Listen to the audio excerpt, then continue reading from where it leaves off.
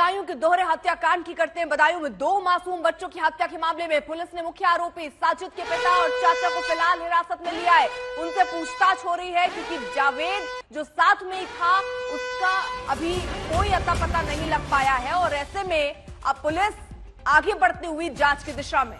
बदायूं के दोहरे हत्याकांड की ये खबर, जहां पर 2 मासूम बच्चों की हत्या के मामले में पुलिस ने मुख्य आरोपी साजिद के पिता, जिसको कि पुलिस ने एनकाउंटर में ढेर किया क्योंकि खबर यह आई कि उसने पुलिस की टीम पर फायरिंग की, एक पुलिस वाला भी जख्मी हुआ, उसके बाद उसका एनकाउंटर कर दिया गया। अब उसके पिता और चाचा को हिरासत में लिया गया है और सवाल यही उठ रहा है कि आखिरकार वो शख्स जो पड़ोस में रहता था, दोस्ताना रिश्ते थे, घर में आता है, घर में आने के बाद पैसे की डिमांड करता है, 5,000 रुपए मांगता है किसी काम के कारण और घर वालों ने पैसे भी दे दिए।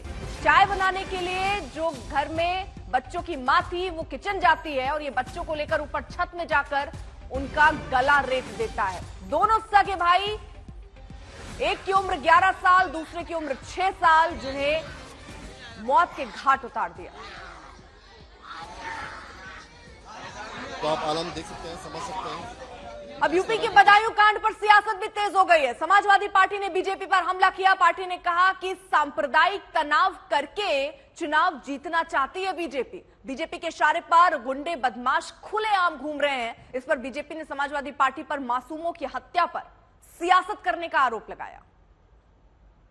भाई, किसी की धार्मिक आस्था जो है वो उसके जुर्म का जो है सुरक्षा कवच नहीं बन सकता। लेकिन ये लोग कोशिश है, इनको भी लगता है कि इसमें भी वोट की गिनती हो जाए, तो इसलिए इस तरह के जघन्य अपराधों को भी जो है वो उस पर सियासी सुरक्षा कवच चलाने की कोशिश हो रही है, सांप्रदायिक सुरक्षा कवच करने की कोशिश हो रही है।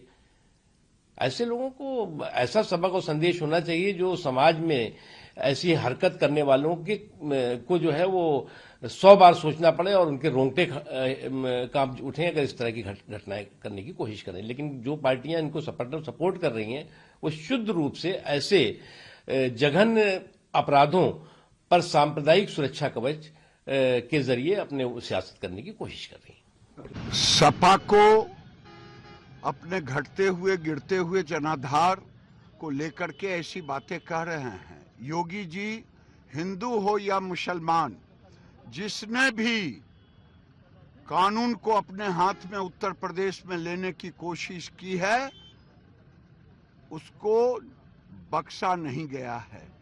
इस साजिश ने भी कानून को अपने हाथ में लेकर के जिस ढंग से निर्मम हत्या उसने की थी उसकी, और पुलिस के ऊपर भी उसने अटैक किया, ऐसा कहा जा रहा है, जिसके कारण उसकी इनकाउंटर में मृत्यु हुई। देखिए, मुझे लगता है कि बार बार योगी आदित्यनाथ जी के ये दावे बेकार हुए जा रहे हैं और फेल साबित हो रहे हैं कि उत्तर प्रदेश से अपराधी भाग गए हैं। अगर उत्तर प्रदेश से अपराधी भाग गए हैं तो 5 कालिदास मार्ग के पास भी गोलियां चलती हैं जहां पे मुख्यमंत्री रहते हैं, और बदायूं जैसे जघन्य अपराध भी होता है। इसी सरकार में हमने हाथरस भी देखा, हमने कठुआ कांड भी देखा। मुझे लगता है कि भारतीय जनता पार्टी और केंद्र नेतृत्व को कम से कम उत्तर प्रदेश में ध्यान देना चाहिए कि इस प्रकार के जघन्य अपराध मुख्यमंत्री के बार बार कहने के बावजूद भी हो रहे हैं। ये कानून व्यवस्था में बड़ा सवाल है।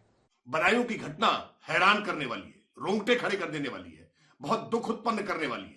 लेकिन ऐसी घटना पर समाजवादी पार्टी घटिया राजनीति पर उतर रही है, घटिया राजनीति करके व्यर्थ के आरोप कर रही है। जबकि सच ये है कि योगी आदित्यनाथ सरकार ने ऐसे किसी भी मामले में पूरी कठोरता से कार्रवाई करने का हमेशा उदाहरण दिया है। इस मामले में भी एनकाउंटर करके अपराधी को मार गिराया है। अगर सत्ता सपा की होती तो समाजवादी पार्टी की सत्ता में ऐसे अपराधियों को सत्ता का संरक्षण होता। उत्तर प्रदेश में कानून का राज नहीं है, उत्तर प्रदेश में भारतीय जनता पार्टी का राज है, जंगल का राज है। इसलिए हर अपराधी अपने मन की कर रहा है और पुलिस भी अपने मन की कर रही है। जंगल राज की पराकाष्ठा है, छोटे छोटे बच्चों की गला रेत करके हत्या कर दी जाती है। क्या ये भाजपा राज है योगी जी? इसको आप राम राज कहेंगे?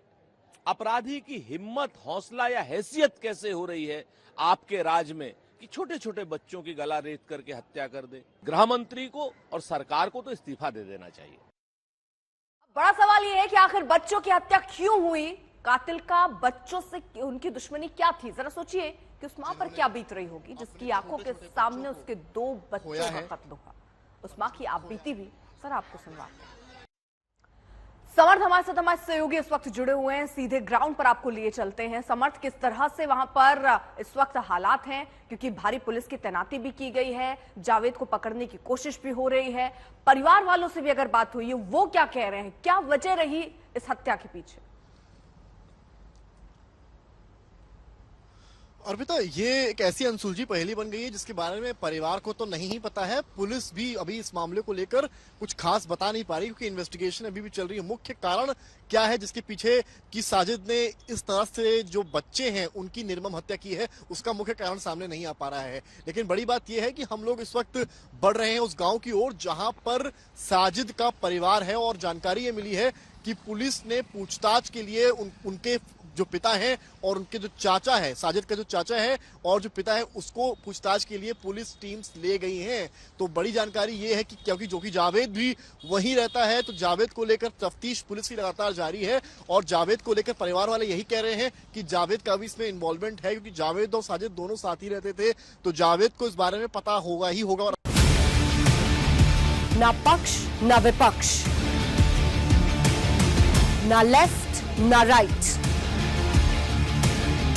ना मिर्च ना मसाला, खबरों का बोलबाला, निडर निर्भीक सबसे सटीक स्पेशल रिपोर्ट सिर्फ आज तक पर। एयर रेड के ये सायरन समय समय पर आपको सुनाई देते। शौर्य की, भारत और चीन के बीच साहस की, सभी बाढ़ग्रस्त इलाकों का हवाई सर्वेक्षण किया है। सरोकार की, गाजीपुर में किसान से बातचीत करें। संघर्ष की, कश्मीर को आगे बढ़ना होगा। संयम की, भावनाएं भड़की या दंगे भड़काए गए, सवालों की, जनता के लिए, जनता के द्वारा, जनता की दस्तक। श्वेता सिंह के साथ सिर्फ आज तक पर।